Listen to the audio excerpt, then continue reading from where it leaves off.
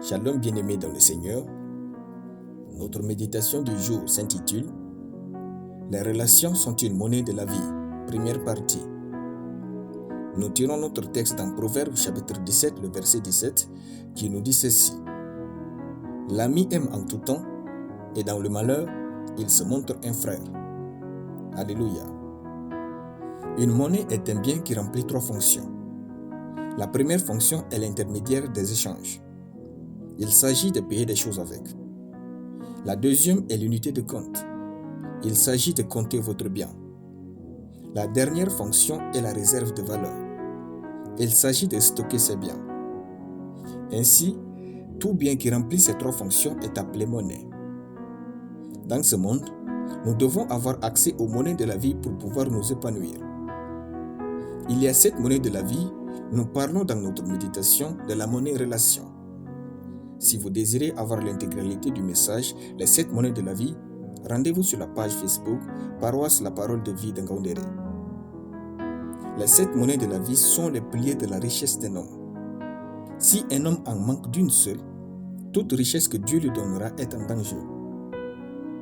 Il y a des choses que l'argent ne peut pas vous donner, sauf l'homme. Avoir des relations est une richesse.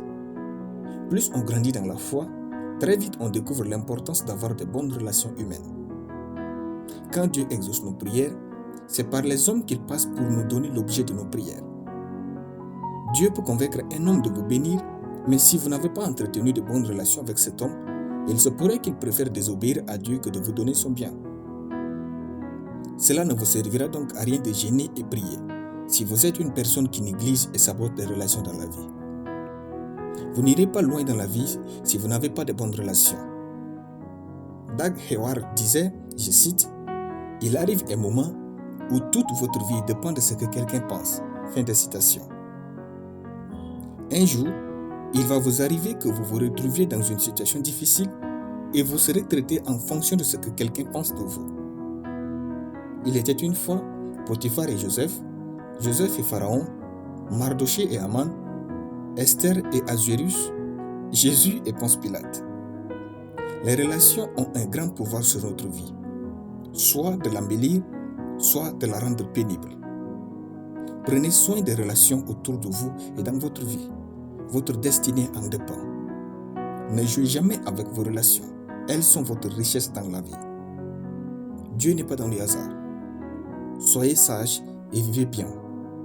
Alléluia. Nous allons prier. Merci Père pour la sagesse de ta parole. Je déclare que je suis béni de tous les côtés dans la vie. Je suis béni avec des relations stratégiques au nom de Jésus. Je prends bien soin de mes relations et je prospère chaque jour dans ma vie au nom de Jésus. Amen. La lecture biblique en une année, Romains chapitre 12 à Romains chapitre 13. Soyez bénis, c'était le pain du ciel.